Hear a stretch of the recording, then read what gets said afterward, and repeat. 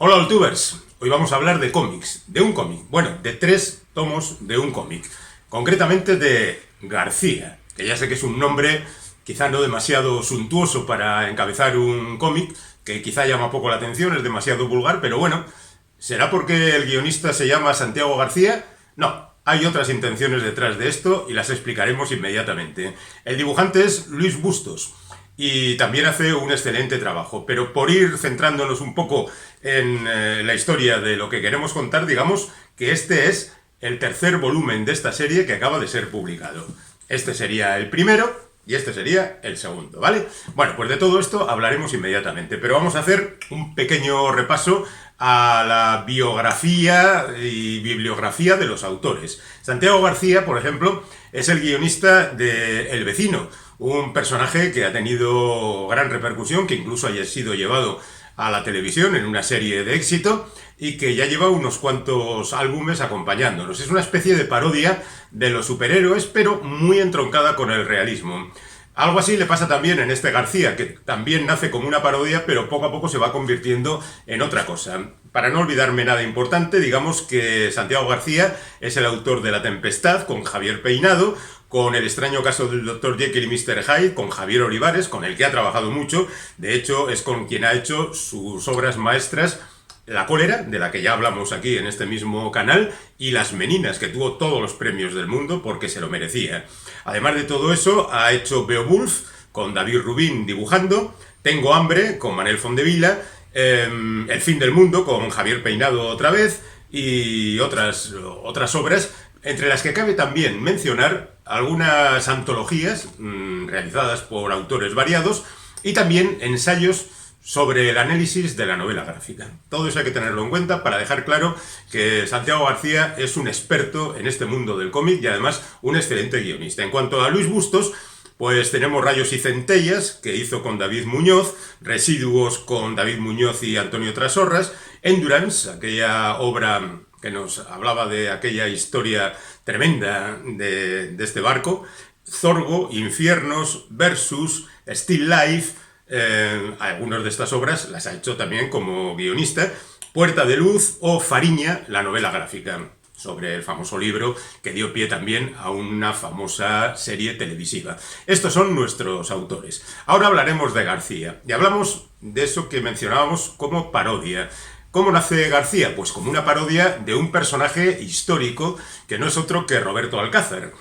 Roberto Alcázar es un personaje del cómic español nacido en 1940 y que venía a representar de alguna manera el ideal del franquismo sobre héroe. Entonces no existían los superhéroes, bueno, sí existía, en el año 40 ya habían nacido Superman y Batman, pero parece que en España eso no se llevaba, y lo cierto es que era un aventurero pues un poco venido a menos, como del tercer mundo. Os enseño uno de los tebeos, el primero, exactamente. Este es el primer tebeo de Roberto Alcázar y Pedrín. Veréis por la portada que el dibujo es manifiestamente mejorable, los guiones ni os cuento, pero bueno, aquí tenéis cómo está dibujado, qué tenían que leer los niños de entonces. Hay que ver lo poco inspirado que estaba el dibujante, Eduardo Bañó, y el guionista. Los guionistas generalmente por aquel entonces ni se sabía quiénes eran. Poco más tarde empezó ya a acreditarse a los guionistas y a los dibujantes. Bueno, este Roberto Alcázar, que en principio fue Roberto Alcázar el intrépido aventurero español, y luego fue Roberto Alcázar y Pedrín, iba acompañado por un mozalbete, que era el gracioso de turno, que iba con una cachiporra golpeando a los malvados, y entre los dos, pues, arreglaban el mundo. A esto se sumaría después cómics como El guerrero del antifaz y mucho más tarde El Capitán Trueno. Y pensando ahora en esto, se me está ocurriendo quizá hacer un vídeo que sirva para los más nostálgicos y presentaros unas cuantas de las obras que por aquel entonces se hicieron. Así que nos lo vamos a pensar y seguramente, como tenemos algunos ejemplares de por aquel entonces y otros que después han sido publicados en facsímil y en tomos, pues seguramente vamos a hacer un repaso a los cómics del franquismo, por decirlo con el título de una obra de Salvador Vázquez de Parga, un estudioso también de la novela de aventuras y de la literatura popular y del cómic, por supuesto, que dedicó muchos esfuerzos a todo esto. Bueno, eso será materia para otro cómic. Decíamos que nace el bueno de Roberto Alcázar y Pedrín al estilo franquista, porque incluso, aunque los autores lo negaron, hay un cierto parecido entre sus rasgos y los de José Antonio Primo de Rivera, el fundador de la Falange, que ya había muerto para cuando nace Roberto Alcázar y Pedrín. Los autores dicen que no, que representaba más o menos al hombre medio de la época, siempre trajeado, con corbata, y el chaval pues un poco más desarreglado, dispuesto a contar unos cuantos chistes. Es cierto que en aquel entonces había una cierta servidumbre al líder, y por ejemplo, Di Fulmine, que era un cómic italiano, anterior por supuesto, asumía los rasgos, por lo menos la mandíbula, de Benito Mussolini. En España se conoció como Juan Centella, pero bueno, esto ya es la prehistoria. Esto sería el comienzo de la historia, en lo que corresponde a cuadernos de aventuras. Otra cosa son los cómics humorísticos, que ya desde mucho tiempo antes, y en concreto gracias a El Tebeo, que dio nombre incluso a los cómics en España. Los chavales decíamos, vamos a por El Tebeo. El Tebeo es una revista de cómics humorístico del año 17. Pero bueno, en todo caso, esto es materia para comentar en otro momento. Estamos ahora con García, que como queda claro, nace como una parodia de ese intrépido aventurero español y se mete en 1000 aventuras. Ahora mismo os contamos cómo se desarrolla la serie. García 3. Ya digo, hay un 1, hay un 2, ahora acaba de aparecer el 3. García comienza con una periodista, Antonia, que por diferentes circunstancias se ve impulsada a buscar un lugar oculto donde hay un enorme misterio. Y en ese lugar oculto donde hay un enorme misterio está dormido, está congelado el tal García. Un héroe de la época franquista, un adicto al régimen, un tipo que solucionaba los problemas en aquel entonces. En el año 61 desapareció y ahora sabemos que fue congelado en su momento junto con alguien más. Dejémoslo ahí, porque tampoco estamos aquí para lanzar destripes acerca de la serie. Y entonces, este tal García despierta gracias a la intercesión de Antonia y se encuentra con un mundo que desde luego no conoce, porque estamos ya en la actualidad, en el siglo XXI. Y ese choque entre aquel viejo tiempo que él conoció y el actual es uno de los ingredientes más satisfactorios de estas aventuras, ¿no?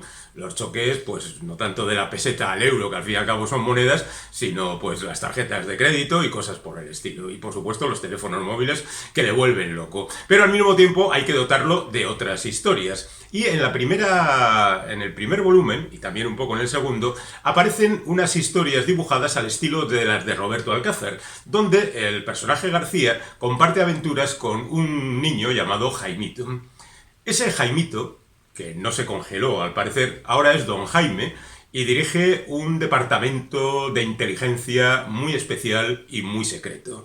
Y entre una cosa y otra, y unas conspiraciones tremendas, y la aparición de unos rusos, y unos comandos extraños que no aclararé, porque no estoy aquí para, insisto, destripar la historia de García, pues ocurren cosas chuscas, cosas divertidas, magníficamente dibujadas, utilizando en cada momento además el grafismo que corresponde, porque hay ocasiones en que el cómic se convierte en algo como rutinario, en el sentido de la vida normal de los personajes, y en otras ocasiones hay páginas y páginas de acción desenfrenada, ¿no? Por ejemplo, este cómic, el tercero, que podría titularse García en Barcelona, empieza con un viaje en el AVE, donde se encuentran de nuevo nuestros protagonistas, Antonia y García, y acaban haciendo una entrada espectacular en la estación de Sants, reventando la estación y el AVE y todo eso. Es decir, hay mucha acción, incluso sí es cierto que García puede ser considerado una especie de superhéroe,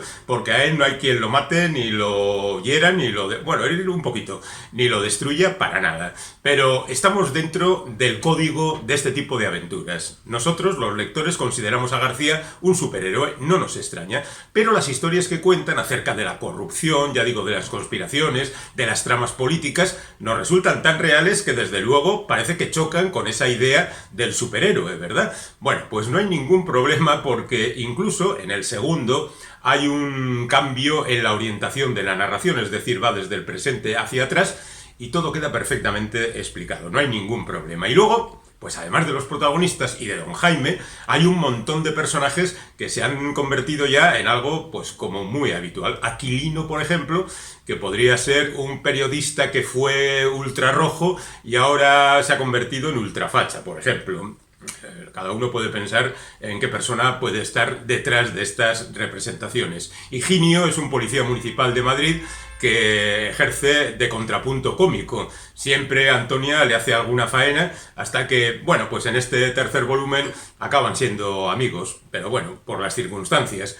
Aquí aparece, por ejemplo, Iván, que es un tipo obsesionado con ganar dinero y de repente ve como un rayo y le alcanza, y esto es metafórico, claro, y el tipo acaba convirtiéndose a una nueva religión como hippie o algo por el estilo.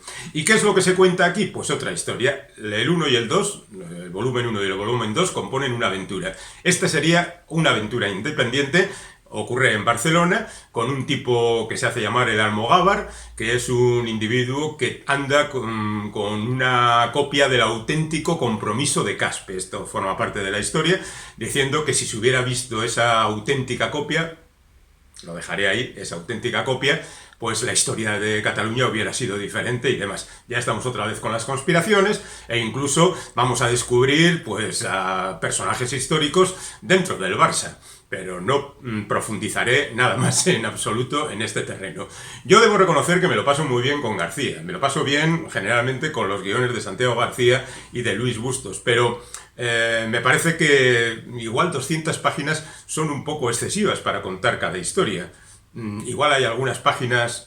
No. En realidad esta es la costumbre que tengo de decir siempre que todo está demasiado inflado, que las películas duran mucho y que los cómics también están alargados. No, tiene la medida perfecta. Me gusta García y os lo recomiendo. Y prestad atención porque os vamos a presentar ese otro vídeo analizando los cómics de aventuras, bueno, trazando una panorámica sobre todos ellos, del franquismo, desde los años 40, pues hasta los años 60, que es cuando terminó. Si estáis interesados, pues decídnoslo, por favor, porque así nos motivaréis más. Si no estáis interesados, también decídnoslo, por si prescindimos del vídeo. En cualquier caso, como siempre, ahí tenéis los comentarios, ahí tenéis las suscripciones, las campanitas y, por supuesto, nuestra atención y dedicación. Hasta pronto.